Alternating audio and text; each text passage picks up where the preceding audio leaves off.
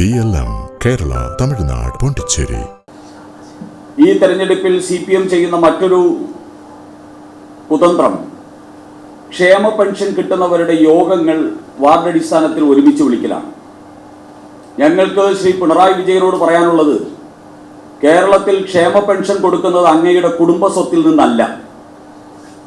കേരളത്തിലെ ക്ഷേമ പെൻഷൻ അങ്ങയുടെയോ അങ്ങയുടെ പാർട്ടിയുടെയോ ഔദാര്യവുമല്ല. അത് അർഹരായിട്ടുള്ള പാവങ്ങളുടെ അവകാശമാണ്.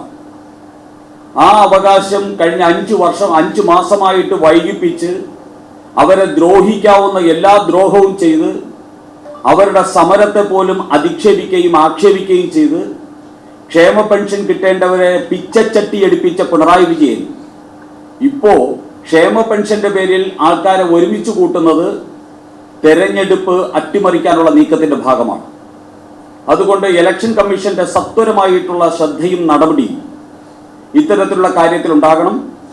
ഇത്തരത്തിൽ ജനങ്ങളെ വശീകരിക്കാനും പ്രലോഭിപ്പിക്കാനും, ഭരണ സംവിധാനം ഉപയോഗിച്ച് വശീകരിക്കാനും പ്രലോഭിപ്പിക്കാനും അതിലൂടെ തെരഞ്ഞെടുപ്പ് ചട്ടങ്ങൾ ലംഘിക്കുകയും ചെയ്യുന്ന പിണറായി വിജയൻ സർക്കാരിനെ നിലയ്ക്ക് നിർത്താൻ ഇലക്ഷൻ കമ്മീഷൻ തയ്യാറാകണമെന്ന് BJP ആവർത്തിച്ച് ആവശ്യപ്പെടുകയാണ്.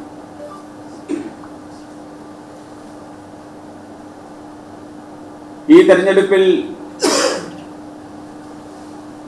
മാർക്സിസ്റ്റ് പാർട്ടിയും കോൺഗ്രസും വിമതന്മാരുടെ വലയിലാണ്. തിരുവനന്തപുരം നഗരത്തിൽ ഉൾപ്പെടെ ദേശാഭിമാനിയുടെ ചീഫ് എഡിറ്റർ ഉൾപ്പെടെയുള്ളവർ CPMന്റെ വിമത സ്ഥാനാർത്ഥികളായിട്ട് മത്സരിക്കുന്നു. 6-7 വിമത സ്ഥാനാർത്ഥികളാണ് തിരുവനന്തപുരത്ത് തന്നെ CPMനുള്ളത്, ഇടതുപക്ഷത്തിനുള്ളത്. കോൺഗ്രസിനും 4-5 വിമത സ്ഥാനാർത്ഥികൾ തിരുവനന്തപുരത്ത് തന്നെ മത്സരിക്കുകയാണ്. കേരളത്തിൽ മുഴുവൻ സ്വന്തം സ്ഥാനാർത്ഥികളോടൊപ്പം തന്നെ വിമത സ്ഥാനാർത്ഥികളെയും, സ്വന്തം സ്ഥാനാർത്ഥികൾക്ക് തുല്യമായിട്ടുള്ള വിമത സ്ഥാനാർത്ഥികൾ പലയിടത്തും CPMനും കോൺഗ്രസിനുമുണ്ട്.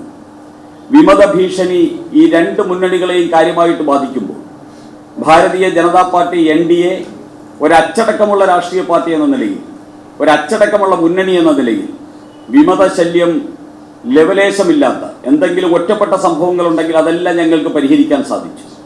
വിമത ശല്യമില്ലാത്ത ഒരു മുന്നണിയായിട്ടും രാഷ്ട്രീയ പാർട്ടിയായിട്ടും ഭാരതീയ ജനതാ പാർട്ടിക്ക് ഈ തദ്ദേശ തെരഞ്ഞെടുപ്പിൽ മുന്നോട്ട് വരാൻ സാധിച്ചു എന്നുള്ളതും ഞങ്ങളുടെ ഒരു അഭിമാന നേട്ടമായിട്ട് ഭാരതീയ ജനതാ പാർട്ടി NDAയും കണക്കാക്കുകയാണ്. മെമ്പർമാരുടെ നിക്ഷേപങ്ങൾക്ക് ഉയർന്ന ലാഭവിഹിതം നൽകുന്ന കേന്ദ്ര സർക്കാർ സഹകരണ registered society Bharat Lajna multi state housing cooperative society limited.